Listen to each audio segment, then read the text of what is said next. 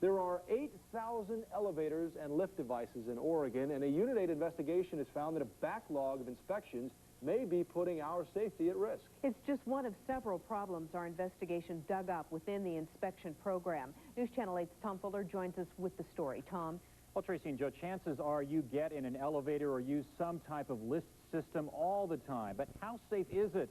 And how reliable is the contractor that installed the device? We found a system that two whistleblowers say is failing to protect the public. It's already cost one life, and there could be more.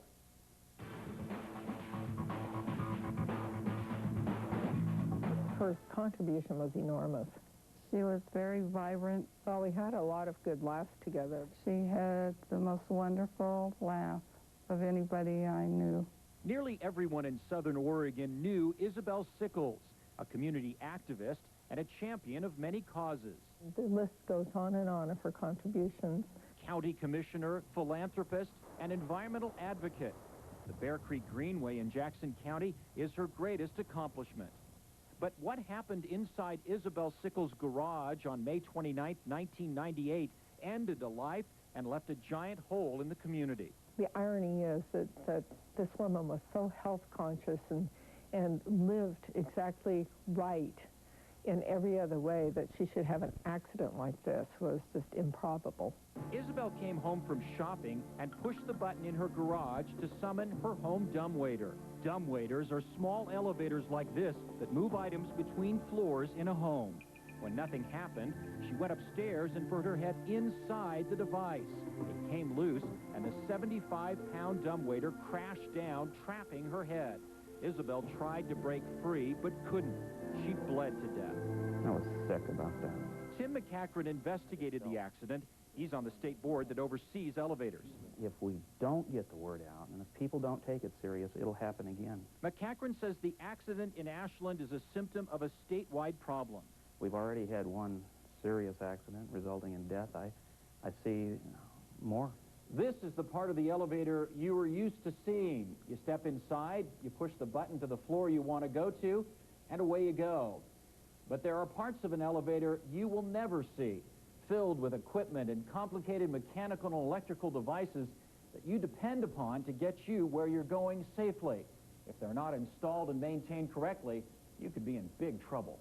I just felt that the public needs to be alerted to the potential danger that exists. Tim McCachran says there are several problems, any one of which could put you in danger anytime you step on an elevator. It's pretty loose in the state. Anybody can work on an elevator that puts down $195, becomes an elevator contractor. How is this possible? It all started last year when the state lowered the requirements to work on elevators. It used to take 5 years to get a license. Now all you need is the signature of an electrician. Many contractors don't even go that far. In Isabel Sickles' case, the person who installed her dumbwaiter wasn't trained and didn't follow safety codes. The state didn't know about the device because no one got a permit or asked for an inspection. Unfortunately, there isn't any requirements other than the money. Frank Regalado serves on the state elevator board. He says there are thousands of homemade lift devices across the state without safety devices.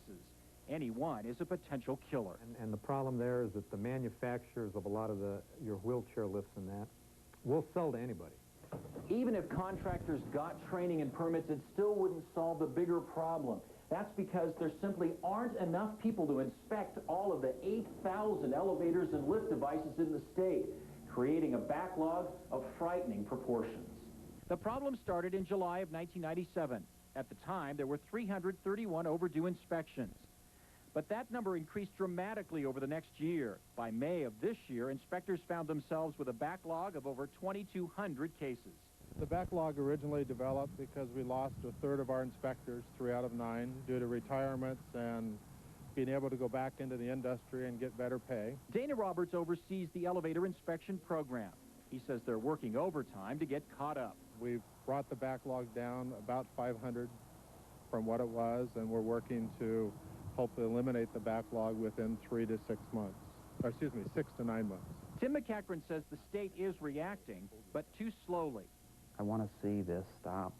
Well, it was a tragedy. Will the problems be solved in time to save potential future victims like Isabel Sickles? Her family and friends hope so. It was an accident that didn't need to happen, and I lost a friend because of it. Last Friday, the folks at the State Elevator Inspection Program issued this press release warning of the dangers of home elevators and dumbwaiters. The release came 5 months after the elevator board demanded it be written. Why the delay? The chief elevator inspector says it just fell through the cracks.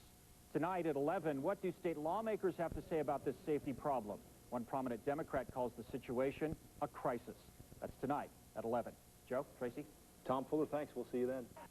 Investigation found that Oregon's elevator safety inspection program is horribly backlogged, and the laws regulating elevator contractors are lax.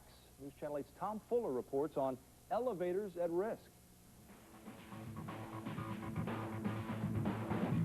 There's the penetrating screw.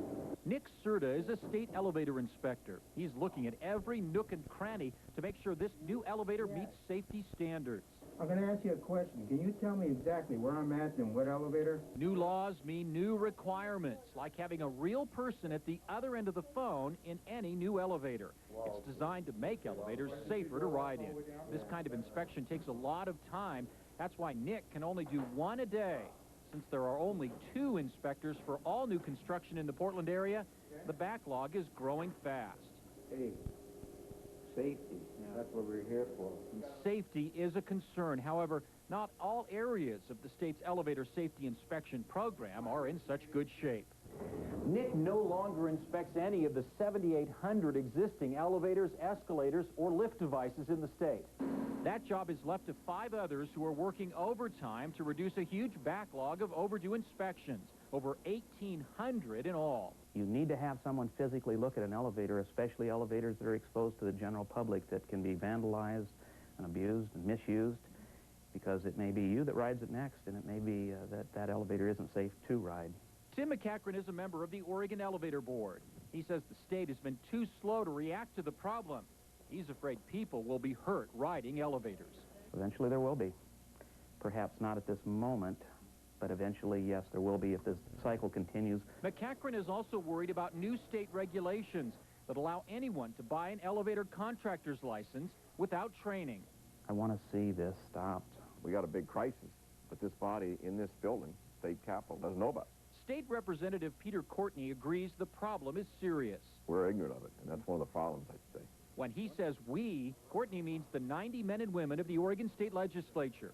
Courtney wants the elevator board members like Tim McCachran to step forward, and he wants Governor John Kitzhaber to get involved.